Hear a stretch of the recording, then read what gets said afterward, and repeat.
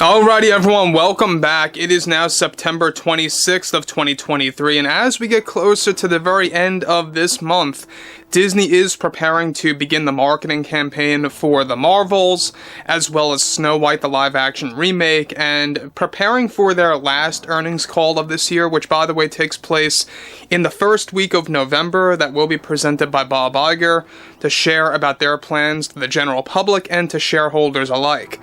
This is Mike Zero. Subscribe if you're new and like this video to see future updates. I'm also on Twitter at Mike01. I thank you also very much for the great and kind support.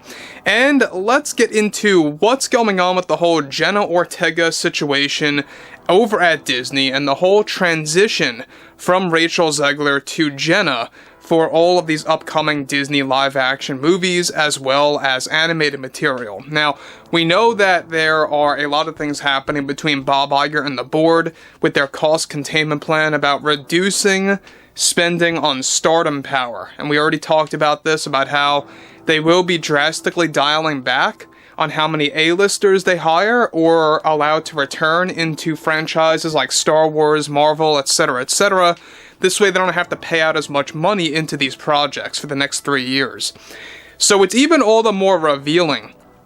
Has a lot to do with what's going on with the Jenna situation over at Disney. Now, we already talked about how her agent and manager are being treated as like the messenger in between due to the SAG strike and making all these negotiations between Disney and Jenna and exactly figuring out what to do with this massive deal that is said to be a 10-year movie deal.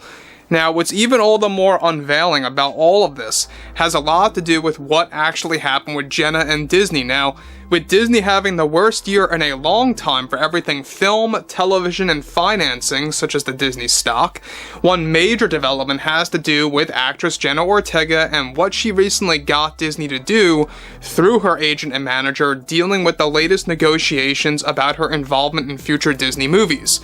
Now, reportedly, one major development was that Disney offered Jenna's agent and manager a specific margin for her income for the Pirates reboot. In a similar situation to Rachel Zegler, Rachel demanded a revision to that margin for a pay increase, as well as Jenna did. As it turns out, since Disney realizes that Jenna is a golden ticket to success in their minds, they reportedly offered a sharp increase in her financial deal with the Pirates reboot movies, 2 new Disney animated films, and another live-action franchise codenamed World of Witches. Now, Disney was caught up in a catch-22 since they are looking for one of course, to dial back on stardom power that is now in the know to the general public, and they realize that she holds that stardom power, with shows such as Wednesday, for example, and the Scream movies. Now, Disney believes that they will drag in those viewers for their Disney movies upcoming.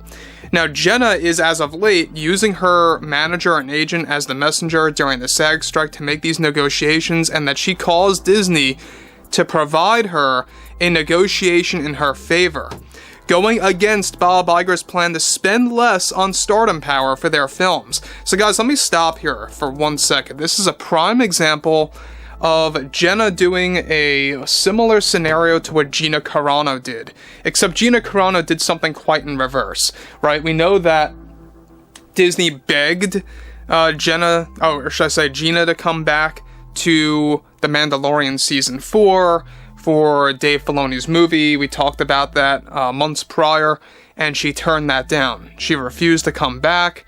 She defended her self-respect, and I commend her for that. In this scenario, Jenna was defending her status as an actress and where she is in Hollywood. She knows what she is, she knows, what kind of potential she has, and so that's why she rightfully demanded a pay increase, unlike Rachel Zegler that did this in a very, out of bounds way that made no sense. She actually had the right to do that because it makes a lot more sense. Jenna Ortega definitely has a lot of potential, and she is the, of course, upcoming actress that is only going to get more roles by multiple studios. Now, again, we can see what she's doing. Now, we already talked about how she does not want to be typecast in a lot of horror films. That's why she's trying to expand and why she's going to go back to her roots for Disney. And to be honest, guys, I know I've made this openly clear multiple times already this week. I feel that she should not return to Disney. I don't care how much they're giving her, turn it down. Because even though they are reportedly dropping their woke agendas for her characters only, they are reportedly still going to be throwing in those strategies with DEI and everything into their Pirates movies for other characters, and even for that other franchise, World of Witches, and the 2 animated movies, one of which, by the way, is going to be a competitor against DreamWorks' new Shrek 5/reboot, spin-off, whatever it is, plan. We know that DreamWorks is trying to bring Shrek back, so Disney's kind of really doing that ahead of time to compete against them. So here's another example, is that Jenna, alright, essentially put Disney in a position where they could not resist to let Ortega go without upping her pay, and made a final negotiation that she is reportedly happy with right now for the 10-year deal of movies by Disney, which currently consists of 2 Pirates films to start with, and the others listed initially.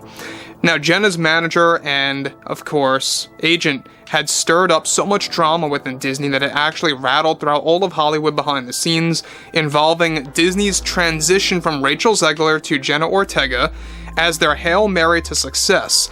Disney also agreed to drop their woke agenda for her characters only, like I actually mentioned before, but not for the other characters in their films. So again, here's the major flaw, and why I'm a little confused why Rachel is seemingly moving forward so far, is that she seems to be happy and okay if Disney drops all the nonsense for her characters only, but it seems to not bother her that they're going to continue doing this with other characters.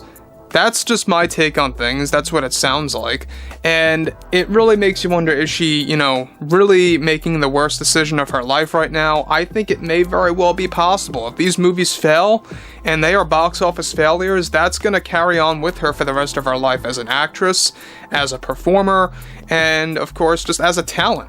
We know that that's initially what ends people's careers in Hollywood. That's why Rachel Zegler got off to a very bad start. She had a box office bomb with West Side Story, of course, Shazam 2, Fury of the Gods, another example. It went straight to streaming in 1 month. And the upcoming Snow White film, that's, going to be the top of the list here. Hunger Games is still, a very big cloudy vision right now. We're not quite sure how that's going to perform at the box office, but it may very well do decent because, hey, it's the Hunger Games, so a lot of people tune into that. Anyway, there's a lot of issues coming out of this, a lot of back and forth scenarios between Ortega, her agent manager, and the Disney higher-ups, and we know that the strikes are making things all the more complicated. Now, we know that the whole strike situation, they still have to vote on that, even though they actually came with a tentative deal. I don't know if you guys are aware, but the strikes for the writer's strike, for WGA, are seemingly nearing an end. But we still got a little ways to go. They have to vote on that, and if they come to a conclusion with that, then SAG remains. And it's very much possible that once the WGA thing is resolved, SAG will resolve. So anyway, guys, drop a comment below, fill me in below in the comments what you all have to say about this, and if you guys did enjoy the content for today, make sure to drop a thumbs up on this video to support the channel, and I will catch you guys later.